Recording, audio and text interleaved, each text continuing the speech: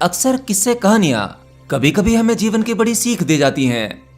कहानियों से निकली कोई एक ऐसी बात जो हमारे चित्त में छप जाती है और हमारे दिमाग को ट्रिगर करके जीवन में एक बड़ा बदलाव ला देती है।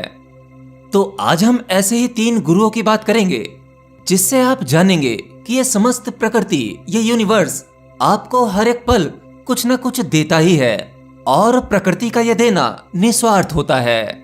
बदले में प्रकृति आपसे कुछ नहीं लेती।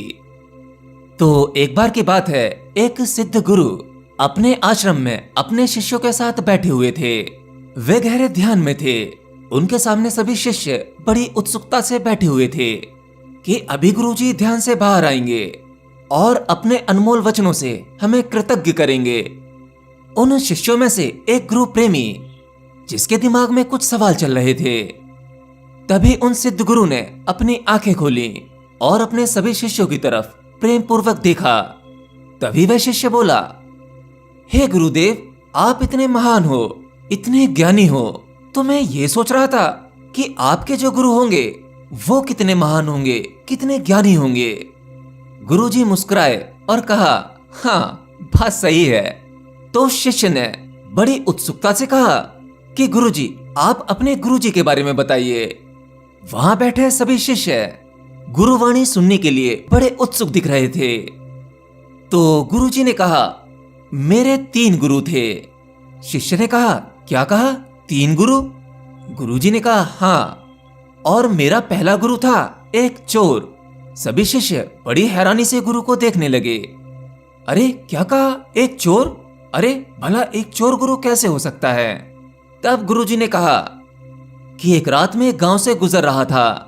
रात अधिक हो गई थी। तभी मैंने वहां पर एक व्यक्ति को देखा जो एक घर की दीवार पर चढ़ने की कोशिश कर रहा था। मैंने उसे देखकर कहा, अरे भाई, रात काफी हो गई है, मुझे यहाँ आसपास कहीं ठहरने का आसरा मिल सकता है? उस चोर ने मुझे देखा और कहा, ठहरने का आसरा? ठीक है, आप मेरे साथ रुक सकते हैं। आप एक सन्यासी दिख रहे हैं।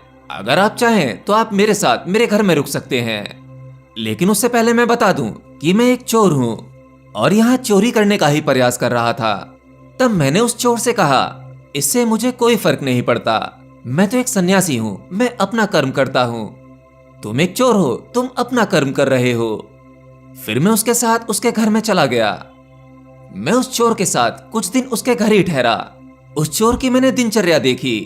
कभी कभी वह चोरी में सफल हो जाता था और कभी फेल हो जाता था, परंतु मैंने उसके चेहरे पर कभी गंभीरता नहीं देखी। वह हमेशा खुश रहता था। किसी चोरी में असफल होने के बाद भी वह निश्चिंत दिखता था। मैंने उस चोर से यह सीखा कि समय और परिस्थितियां कभी एक जैसी नहीं होती। वे कभी आपके अनुकूल हो सकती हैं, कभी आपके विपरीत, परंतु हर एक परिस्थिति में हमें खुश रहना चाहिए, स्वाभाविक रहना चाहिए। तभी एक शिष्य ने कहा कि गुरुजी, आपका दूसरा गुरु कौन था? उन गुरु ने बोला कि मेरा दूसरा गुरु एक कुत्ता था। एक बार मैं एक नदी के किनारे से गुजर रहा था। तभी मैंने देखा कि वहां एक कुत्ता जो प्यासा था, वो पानी पीने के लिए नदी के पास गया और उसने नदी को देखा और जैसे ही वो पानी पीने के लिए नदी में झांका, उसने उस नदी में अपना ही प्रतिबिंब देखा और उस प्रतिबिंब को देखकर वह पीछे हट गया। वह कुत्ता अपना ही प्रतिबिंब उस नदी में देखकर डर गया। उसे प्यास लग रही थी। वह बार बार वहां जाता और डर के पीछे आ जाता, लेकिन आखिरकार वह कुत्ता पानी में कूद गया और वह डूबने लगा। वह जोर जोर से अपने पैर हिलाने लगा। ऐसे ही प्रयास करते करते वह फिर पानी में तैरने लगा और नदी के दूसरी तरफ निकलकर बाहर आ गया। इससे मैंने यह सीखा कि जिसे हम डर समझकर परिस्थितियों से भाग जाते हैं, असल में वह डर हमारे भीतर ही होता है और हमें अपने ही बनावटी डर से डरना नहीं चाहिए, बल्कि उस डर का सामना करना चाहिए। डर का सामना करने से ही हम उस डर से लड़ना सीख जाते हैं। तभी एक और शिष्य बोला, अरे वाह, तो गुरुजी, आपके तीसरे गुरु कौन थे? गुरुजी ने बोला कि मेरा तीसरा गुरु एक 10 साल का बच्चा था। एक बार की बात है, अंधेरी रात थी। मैं राह से गुजर रहा था। तभी मैंने थोड़ी दूर देखा कि एक 10 साल का बालक हाथ में दिया जलाए मेरी ओर आ रहा है। मेरा मन किया क्यों न इससे थोड़ा मजाक कर लिया जाए। तो जैसे ही वो बालक मेरे नजदीक आया, तब मैंने उससे पूछा, हे बालक, तुमने जो अपने हाथ में जलता दिया पकड़ा हुआ है, इसमें यह रोशनी कहां से आई? उस बालक ने बड़ी ही गंभीरता से मेरी ओर देखा और 2 पल रुककर उसने उस दिए में फूंक मार दिया और मुझसे बोला, अभी जो इस दिए में रोशनी थी वो कहां चली गई? मैं चुप खड़ा रहा। उसने बोला कि जहां ये रोशनी चली गई ये वहीं से आई थी। उस बालक के द्वारा अनजाने में कहीं इन बातों ने मुझे उस पर ब्रह्म की ओर इशारा किया। तो इस प्रकार मेरे ये 3 गुरु थे। तो इसी प्रकार ये प्रकृति किसी न किसी माध्यम से आपको हर एक पल कुछ ना कुछ सिखाती है। अब चाहे आप सांसारिक कुछ सीखना चाहें या फिर आध्यात्मिक, अगर आपका सवाल गहरा है तो ये प्रकृति व्याकुल होती है आपको उसका जवाब देने के लिए।